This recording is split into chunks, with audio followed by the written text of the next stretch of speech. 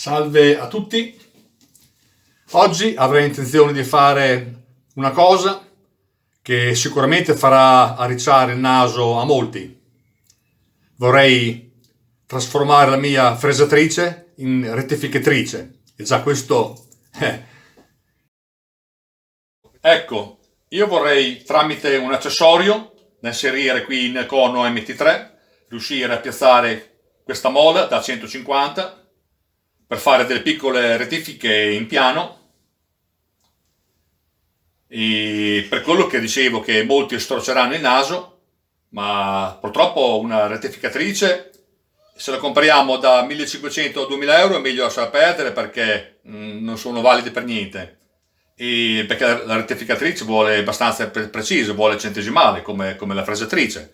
E poi io non avrei nemmeno il posto qui nel mio piccolo laboratorio, quindi per forza di cose devo trasformare questa fresatrice in una momentanea rettificatrice, e poi metterò chiaramente gli accorgimenti per contenere le limature di ferro e di mola.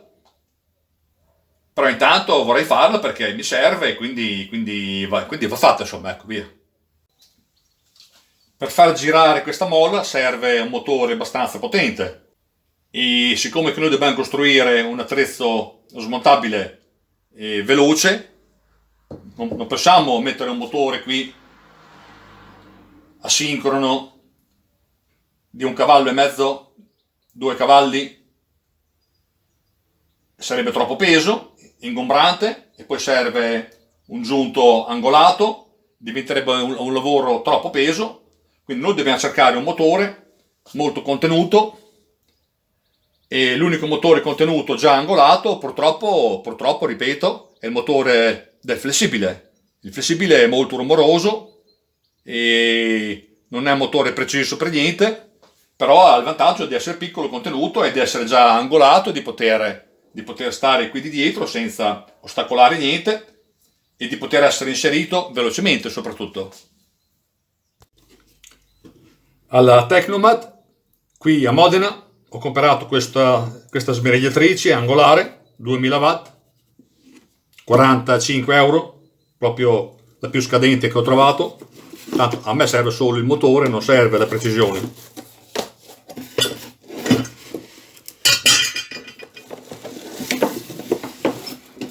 Fa da 0 a 6000 giri, al perno M14 come tutti i flessibili grossi, ha la maniglia girevole che noi dovremo toglierla, eliminarla.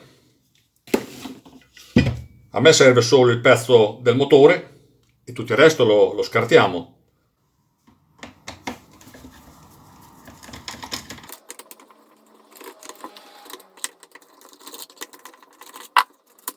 Ecco.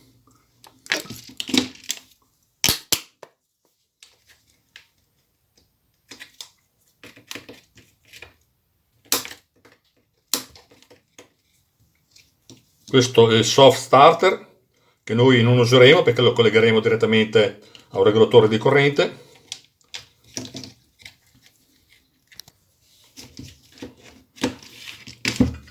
Ecco fatto. Qui praticamente buttiamo via tutto e teniamo solo il puro motore. Adesso qui tagliamo via anche questi speroni, lasciamo solo questo attacco che poi ci facciamo un capellino, e così il motore è molto compatto. La dimensione di questo motore non si può confrontare con un motore asincrono a induzione. Il motore sincrono sarebbe 20 kg, sarebbe col suo giunto angolare, e questo invece sta dietro la fresatrice. Ecco, qui gli ho già tagliato lo sperone, qui ho messo un po' di carta gomma intorno, adesiva, da proteggere un po' queste plastiche che sono delicatissime.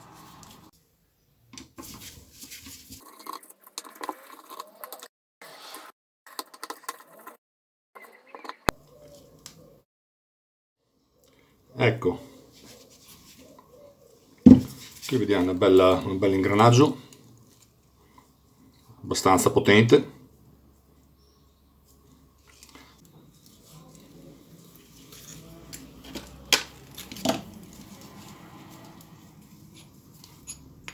Eccolo qua. Qui c'è la sua chiavetta a mezzaluna. E adesso il perno dovrebbe uscire. Esatto. Adesso questo qui lo prolunghiamo e poi aggiungiamo i cuscinetti e gli facciamo il mozzo tutto intorno per contenerlo. Ecco, ho già individuato tutti i pezzi di acciaio che mi servono e avanti, cominciamo sul tornio, andiamo a lavorare.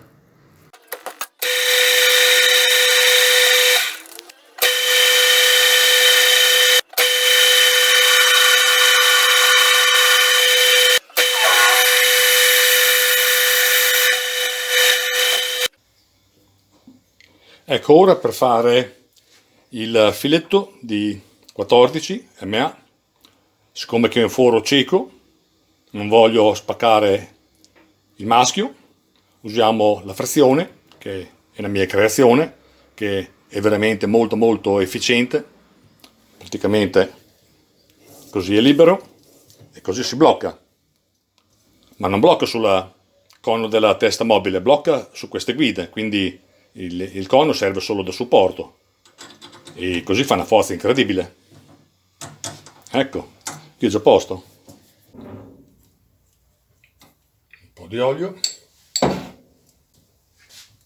e possiamo già cominciare.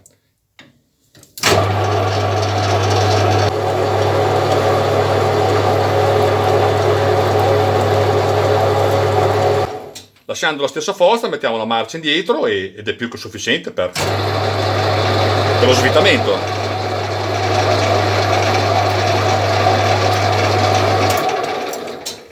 Perfetto. Questa frizione è veramente micidiale. Farebbe comodo a tutti secondo me. Eventualmente vi metto qui in alto, vi metto il link per poter vedere il video dedicato a questa frizione, perché poi possiamo mettere tanti accessori e così magari ve lo vedete, ecco.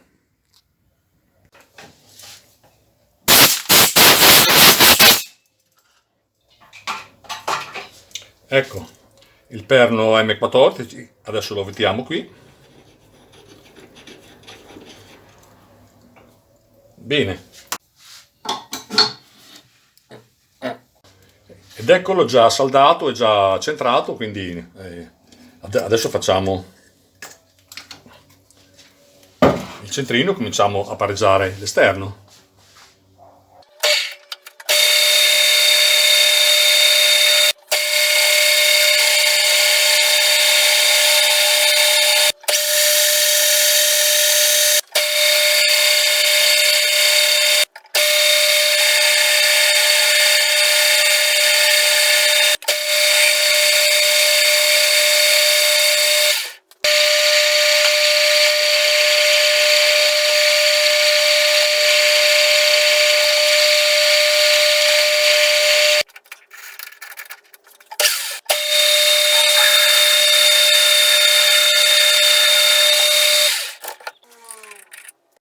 Ecco, il perno è pronto.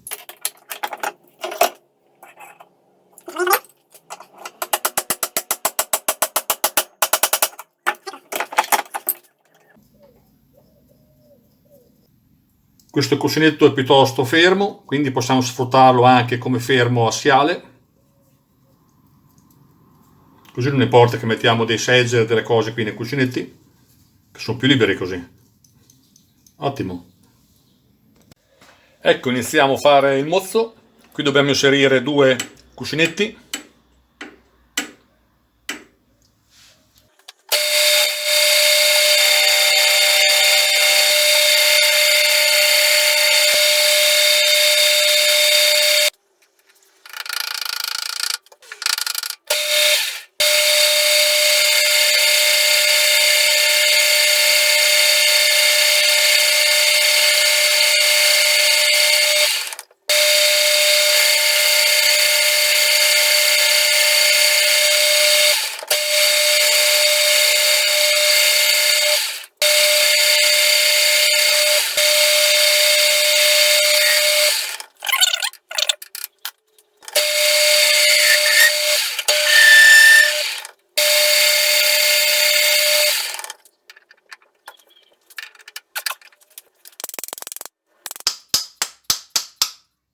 Eccolo, così adesso in appoggio.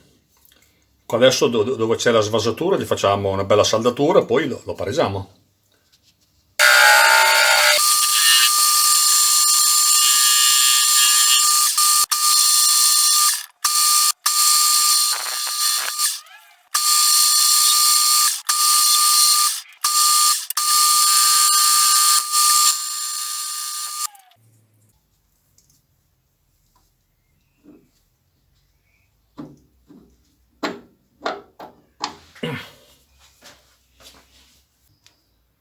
Adesso dobbiamo copiare questa foratura e controllare anche se è concentrica oppure no, perché non si capisce bene.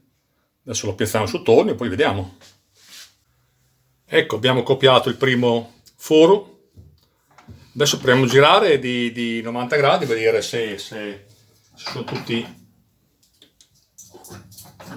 simmetrici oppure no.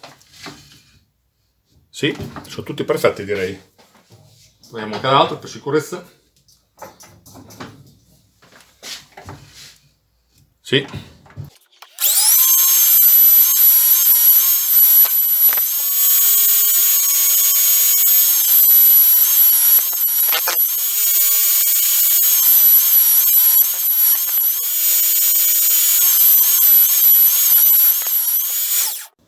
Ora facciamo l'ultima passata tutta intera.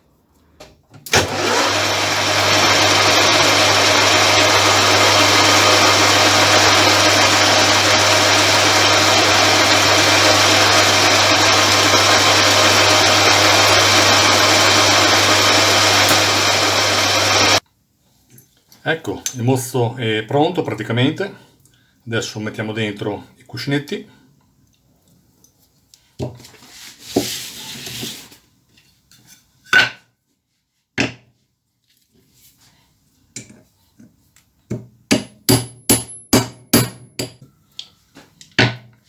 Mettiamo anche l'altro. Liberi. E adesso possiamo inserire il perno che verrà fuori dal flessibile.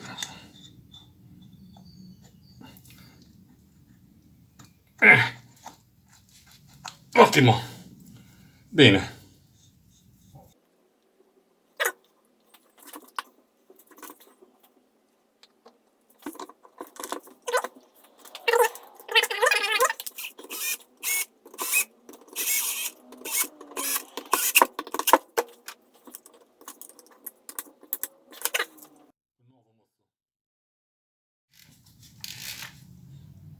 Qui c'è il perno d'uscita, dove ci andrà la molla.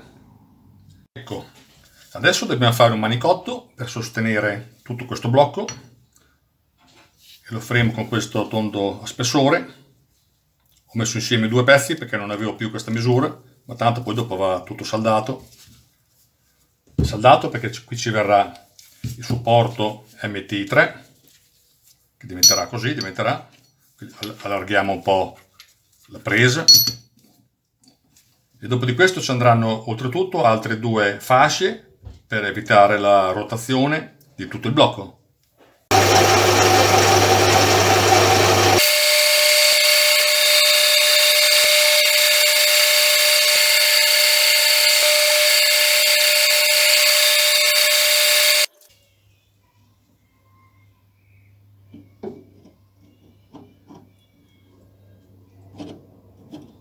Ok. Ecco, prima c'erano le due torniture, adesso ne facciamo una unica, così diventa super liscio.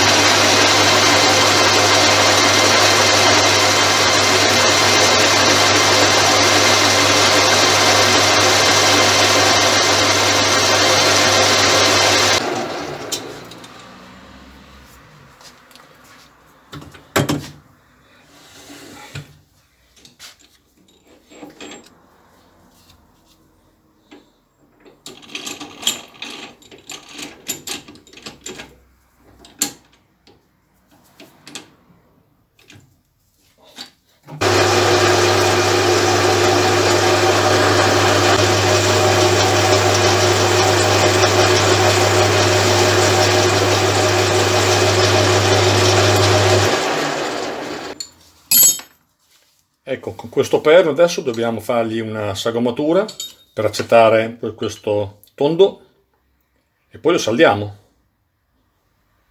Lo faremo con la fresatrice.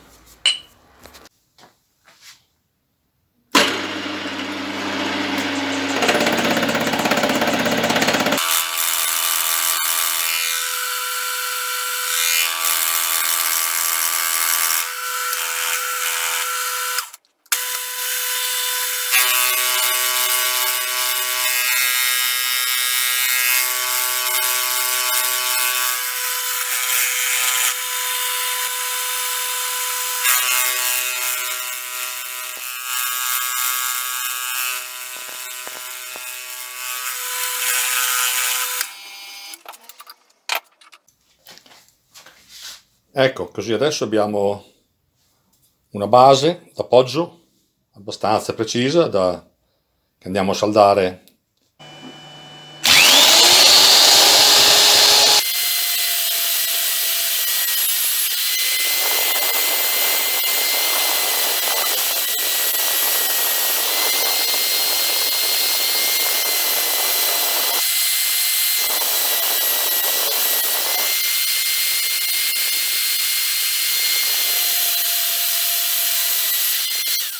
Ecco, siamo pronti per la saldatura. Faremo un cordoncino cercando di scaldare il meno possibile.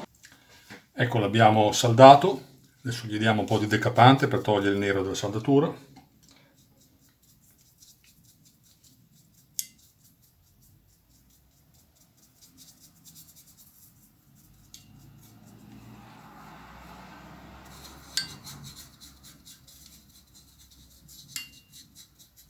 L'abbiamo un po' ripulito. Vorrebbe lucidato con la spazzolatrice e col filtro, ma qui devo fare un'altra saldatura sia di qua che di là. Ecco, adesso che l'abbiamo saldato dobbiamo trovare l'esatto centro, il centrino, che sicuramente non è perfetto, di così è ininfluente, di così invece è fondamentale. Ecco, ho messo su il motorino sul carrellino superiore per fare il cono MT3. Il pezzo è già pronto, già allineato e andiamo a fare il cono. Per chi volesse vedere il motorino dopo, nel video vi metto il link qui in alto e anche sotto nelle descrizioni, così potete vederlo. Regoliamo la velocità che sia consono con l'avanzamento, ecco così. Andiamo avanti un pochino.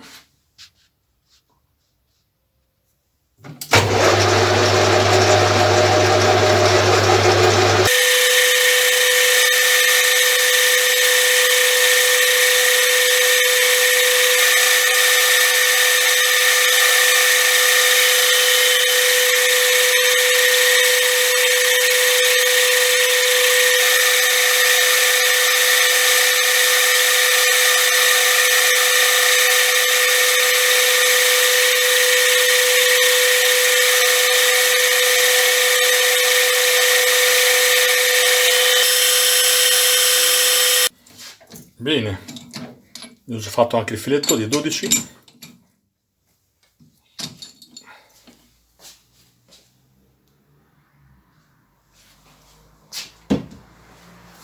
Andiamo a inserire qua nel cono. Sopra ci mettiamo il suo fermo.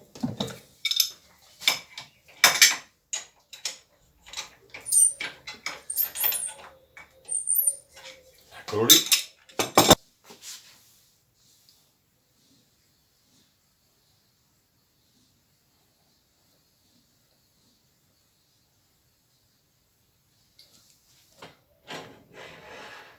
Ecco così. Dopo si stringono quei 4 grani qua, che possiamo orientarlo come vogliamo noi, dove disturbo meno. E così abbiamo già praticamente il supporto semi fatto. Adesso qui ci vuole un collare che vado a prendere qui per bloccare la rotazione e aumentare anche e rinforzare la struttura del supporto, insomma. Lo faremo con questo spezzone. Purtroppo ha una magagna qui, ma dovremo usarlo ugualmente perché ho solo questo di questa misura, quindi ho già ripulito la parte esterna di questa anella perché poi ci verrà saldato questo tirante e dopo non si riesce più. La parte interna invece la finiamo dopo perché sicuramente subirà una minima deformazione.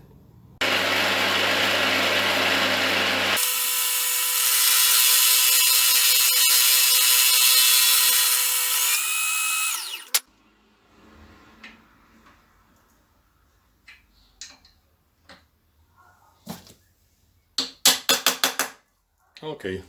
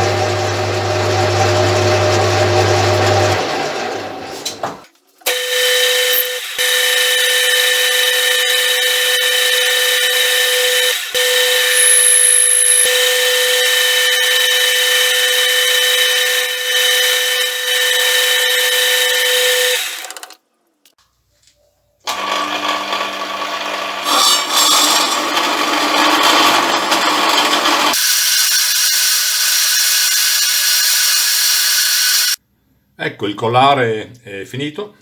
Qui ci va una bella vite di 8, quindi una massima tenuta. Molto bene. Adesso andiamo a metterlo sulla fresatrice e vediamo come continuare. Questa va inserita qui di dietro. La vite rimane dietro così non dà nessun fastidio. Ecco. Dopodiché ci va il nostro supporto.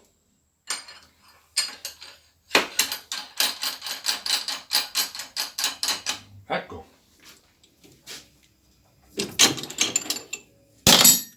Ecco completato il supporto per il carter. Questo va dentro così. Questo però dobbiamo fare 2 fresature qui dei grani per lasciarli liberi. Ecco, il supporto del carter è terminato con già le sue asole 1, 2 e 3.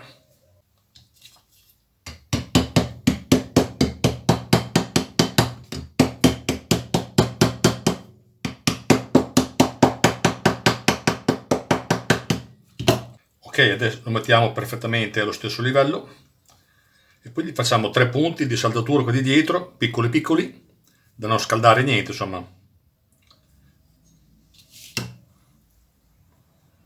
I grani sono liberi e il cono pure. Ecco, ora dobbiamo fermare questa rotazione.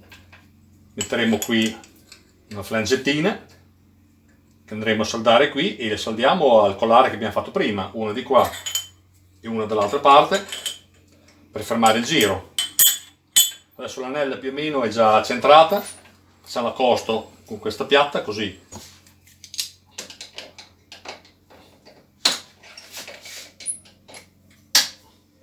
Bene,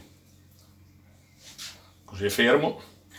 Adesso lo puntiamo, dobbiamo per forza fare la puntatura qui sul posto e dopo lo tiriamo giù tutto il blocco intero e lo saldiamo bene sulla morsa. Ed eccolo che l'abbiamo puntato.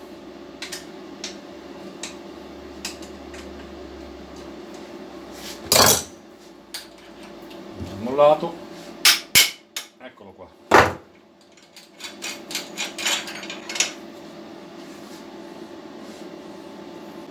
Adesso andiamo a saldarlo bene.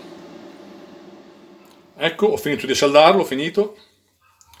E adesso guardiamo se è rimasto tutto a posto. Perfetto. Sopra si blocca. Molto bene. Con la chiave si blocca la rotazione. Perfetto. E questo è un macigno praticamente. Bene.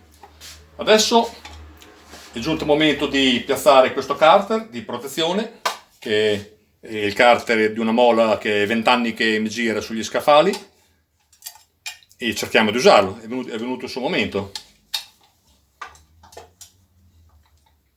Ho già tagliato questo carter di protezione. Qui, da come si vede, è convesso la lamiera, quindi abbiamo fatto uno spessore adattato a questa inclinazione.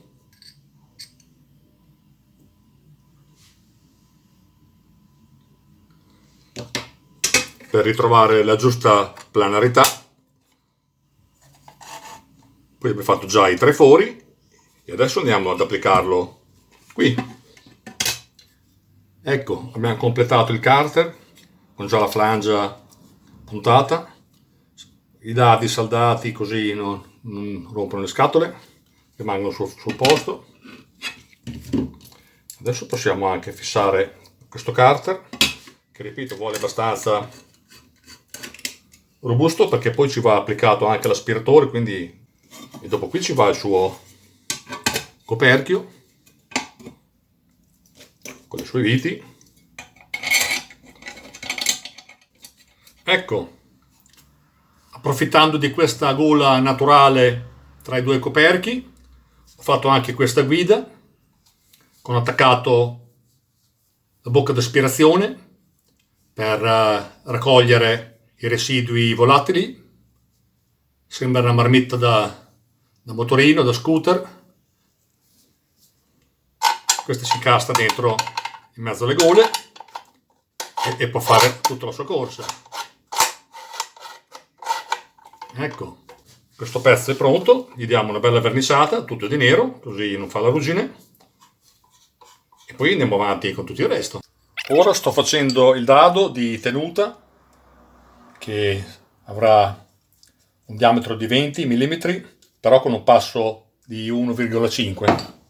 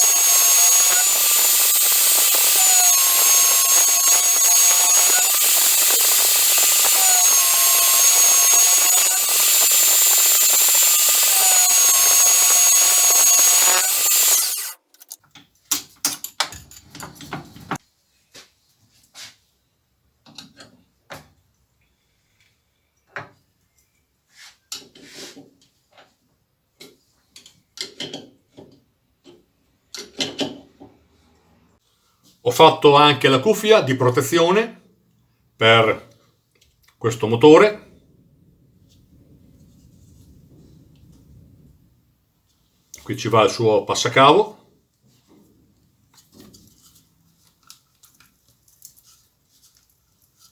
Eccolo lì.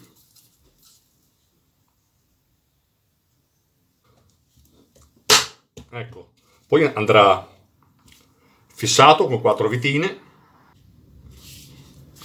Adesso dovrò fargli il collegamento e lo farò in modo diretto, perché io uso il regolatore che ho a parete.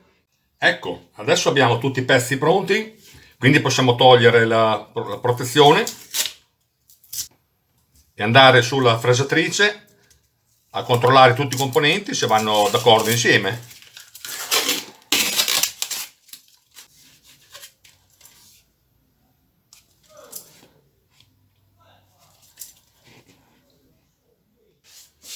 Ecco, ora cercherò di stare di lato per non disturbare il video. Mettiamo su questo supporto nel cono della fresatrice MT3, blocchiamo il suo fermo, ecco così. A questo punto possiamo mettere su il motore col suo mozzo telescopico.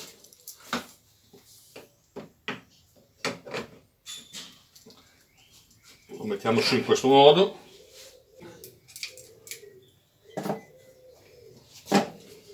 Ecco, ora possiamo con la vite, con la brugola che abbiamo dietro, possiamo bloccare la rotazione. Eccola lì, bloccata, e il pezzo non si muove più praticamente. Ora posso mettere su il carter di protezione.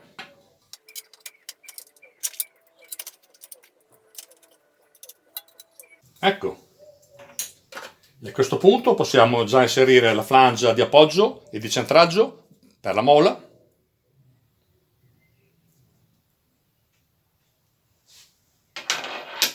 E mettere su addirittura la mola.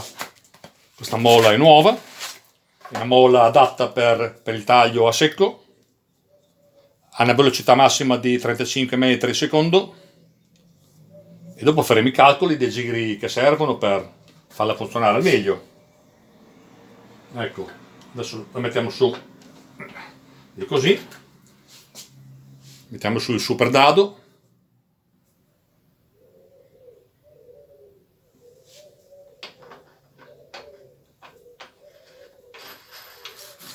Ecco, e poi tramite il blocco del flex, il suo blocco naturale, teniamo bloccato e con la chiave stringiamo. Ecco, benissimo. Poi, se vogliamo esagerare, possiamo mettere su anche un controvite. Non ci sarebbe bisogno, perché già la rotazione aiuta il dado nella strinta, quindi si auto-stringe, diciamo. Però nessuno ci vieta di metterlo. Allora, questo mozzo è stato costruito in modo telescopico, così possiamo ruotare il motore nella parte dove dà meno fastidio e possiamo addirittura spostare avanti e indietro tutto l'insieme in base allo spessore della mola. Se la mola è molto spessa staremo tutti indietro, se la mola come questa è di 20 mm stiamo centrati, e se invece dobbiamo fare una bordatura esterna a filo stiamo addirittura fuori dal carter, così ci permette di avere il filo libero. Ecco, mettiamo sul nostro carter di protezione.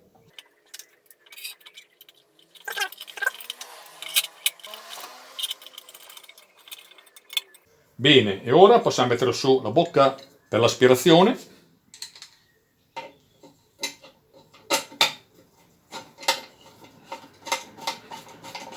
Eccola qui.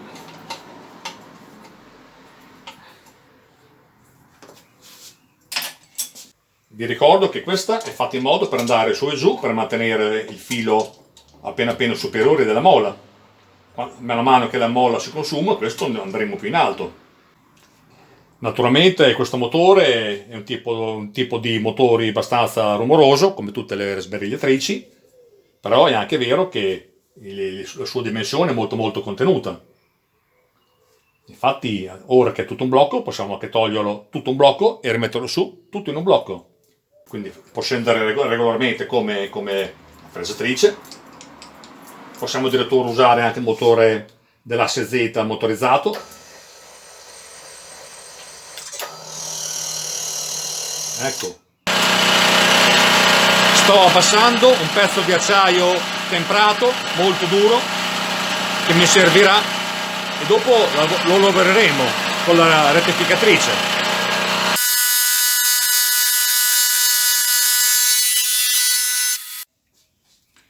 Ecco, siamo pronti per fare tutte le prove. Nel frattempo ho fatto questo vassoio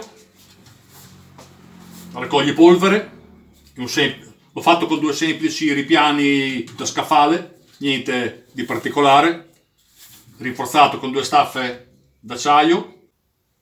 Questo naturalmente va messo su tutto insieme.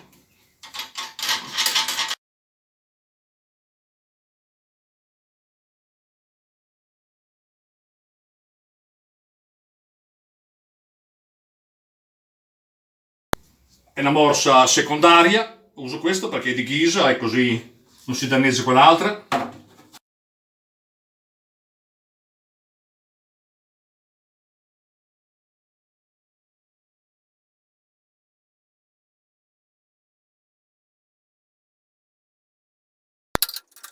Ecco, la nostra macchina è già operativa, è già una rettificatrice praticamente. Allora, questa mola abbiamo detto che può fare massimo 35 metri al secondo.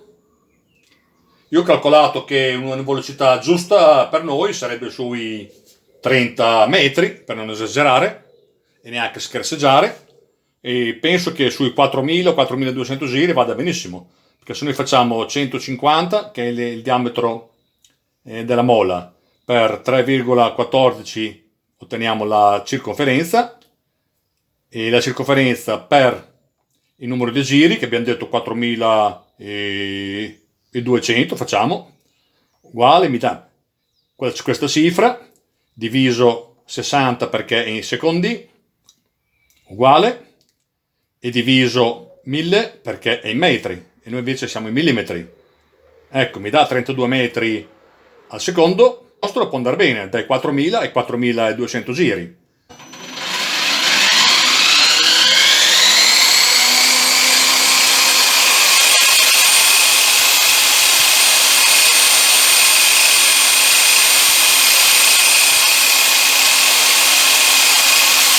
Ecco, aggiungiamo un riparo anche dietro. Non dovrebbe andarci niente, però meglio abbondare che difficile. E adesso la prima cosa da fare è dare una pareggiata alla mola. Quindi mettiamo su il diamantino. Ho già collegato l'aspiratore naturalmente.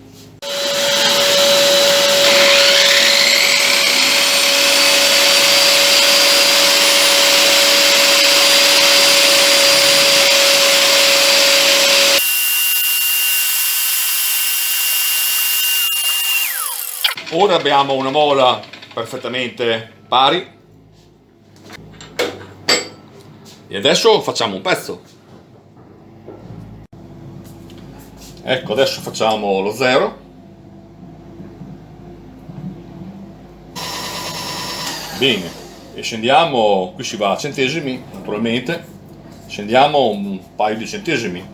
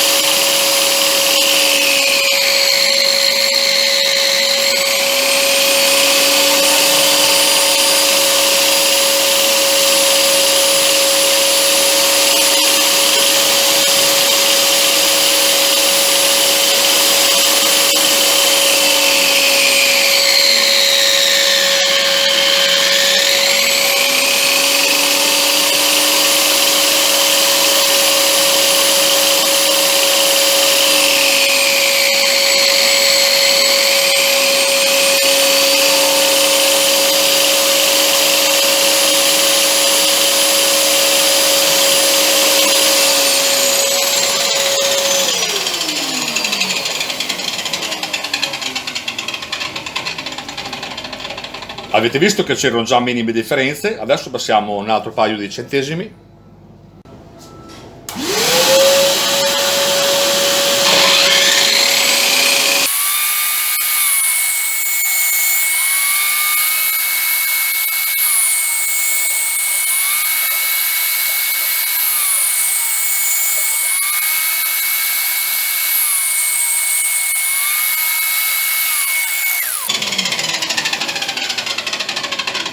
Diamo la prima occhiata. Il pezzo è freddo, quindi vuol dire che la mola taglia bene. Facciamo un'ulteriore passata con un centesimo solo e poi siamo a posto, direi.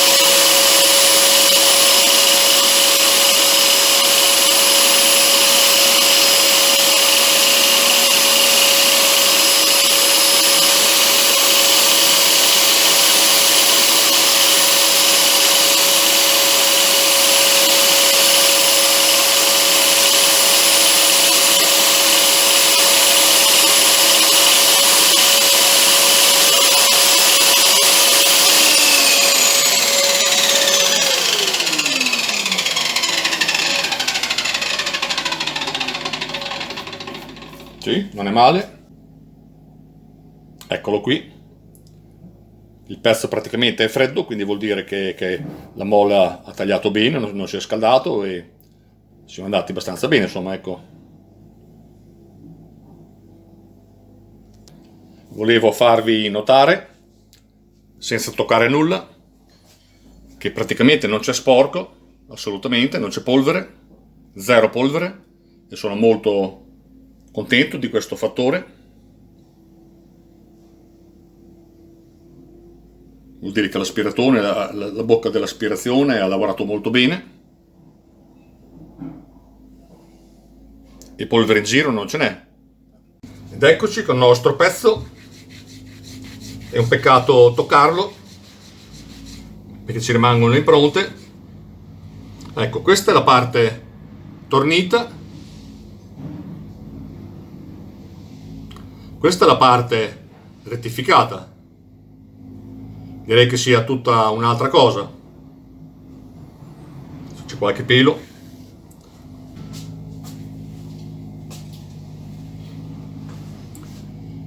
La planarità praticamente è perfetta, siamo a zero.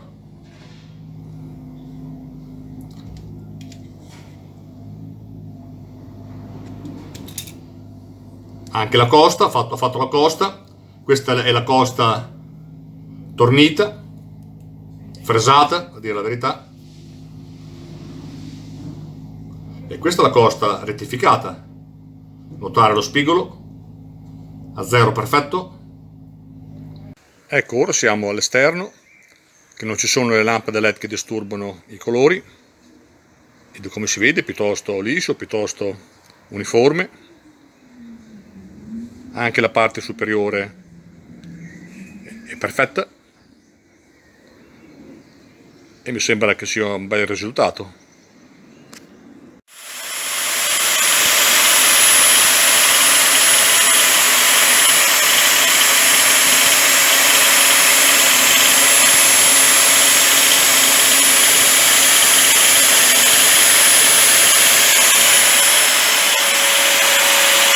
Ho fatto una prova anche in un ferro comune, proprio un ferro basico, e il risultato non è male. Non l'ho completato, ci sono quelle orecchie, prima era così, un ferro normalissimo, questo è proprio una piatta di comune. E anche la prova che mi ha fatto col ferro comune mi sembra discreta, per essere un ferraccio non è male. Capisco benissimo che i puristi della meccanica non siano per niente d'accordo con un sistema del genere, però d'altronde nel mio piccolo laboratorio non avrei lo spazio per mettere una vera rettificatrice e quindi sono costretto a usare un sistema del genere. Però abbiamo visto che alla fine fa polvere quasi zero e questa è l'unica cosa che potevo fare nel mio laboratorio, ripeto.